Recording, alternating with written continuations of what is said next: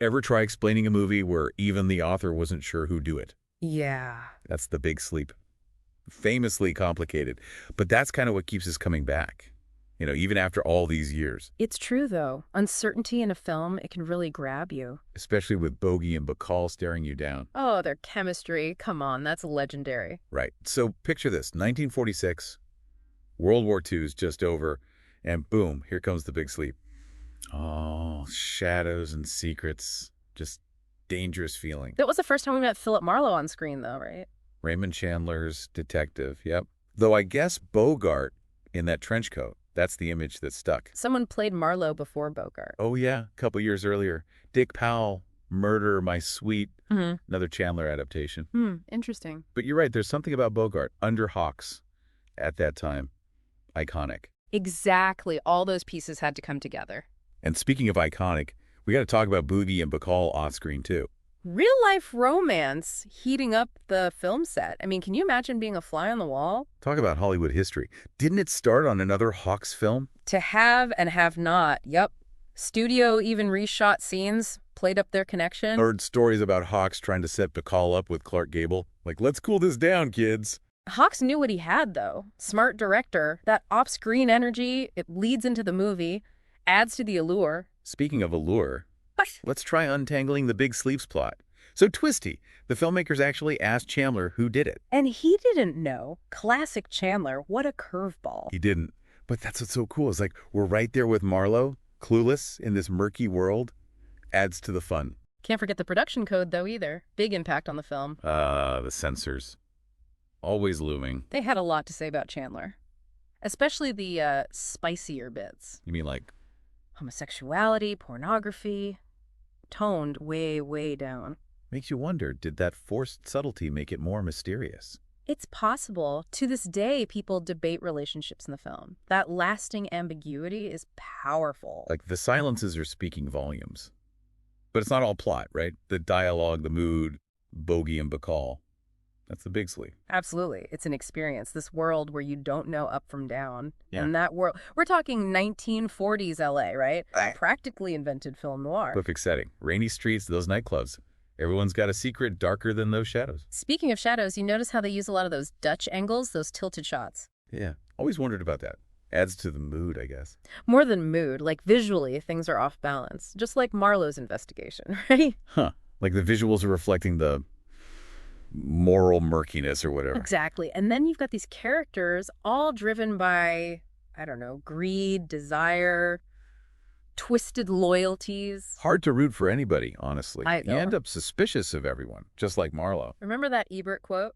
He said the film's about the process of the investigation, not the result. Meaning, it's about that feeling of being lost in it, not some neat ending. Yeah. Sometimes The Big Sleep feels like a maze with no escape. And yet, we're hooked. Maybe we like the puzzle, even if the pieces don't fit. It's like that book you can't put down, even when you're lost in the plot. Because the writing's just that good. Exactly. The dialogue, the acting, how Hawks uses the light, Yeah. it's captivating. And Bogart, right, at the center. So cool. But there's something vulnerable under it all. That makes him even more interesting, though. Totally. Like he's tired, seen too much. That's what sells Marlowe, the cynical guy, but still holding on to something. And that voice. He could read a phone book and make it sound dangerous. But then with Bacall, there's that playfulness, too, their banter. It's like a dance, all witty and suggestive. Speaking of, she's not your usual damsel in distress, is she? Vivian Rutledge. Not even close. She's just as quick as Marlowe. Drinks him under the table, probably. Which makes me think this movie's portrayal of women. It's often praised, and for good reason. They're not just accessories to the plot. They have their own lives, wants, flaws. For a film from the 40s, it's kind of shocking how modern that feels. That's Chandler and Hawks. They got that women were just as capable, good or bad. And Bacall herself, she brought something to it. Definitely. She became that femme fatale image. Alluring, but watch out. But even with Vivian, you see, more, you know? Not just dangerous. Like, she's got her own struggles. Makes you wonder how much of that was Bacall herself coming through. Strong woman in real life, too. Right. And with Bogart, their real connection just adds to it, doesn't it? 100%. How they look at each other, it's not acting. That's real. Makes it electric.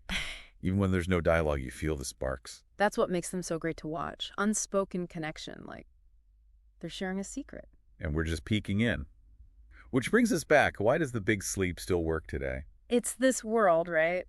Feels familiar, but also totally alien. Good and bad, love, loyalty, all jumbled up. Makes you question everything. Like, what are the rules even? And don't forget, even the author couldn't solve that chauffeur thing. Still bugs people, huh? All the analysis in the world, some things just, we don't know. That's part of the appeal, though. Keeps us talking, reminds us that sometimes not knowing is more interesting. Just like life. Right. Rarely get a clean ending there either. Exactly. Yeah. The big sleep gets that. Life's messy. But there's another thing, beyond even the plot. The look of it. You're going to say Boogie and Bacall again. Still buzzing from that on-screen energy, not going to lie. It's undeniable, but what's amazing, it wasn't just acting. They were drawn to each other for real, and you see that in the performances. Like, they're in on a joke. The rest of us don't get it. But we get to watch. That's what's so great. Real relationship playing out with all its stuff. And the fact that it's happening in this dark, cynical world adds to it. For sure. Life imitating art, art imitating life. Delicious tension, you know. No wonder they became the Hollywood couple. Yeah. But even beyond that, just how they play off each other. Perfect pairing. Bogart, all brooding but charming. And Bacall, those eyes. But sharp.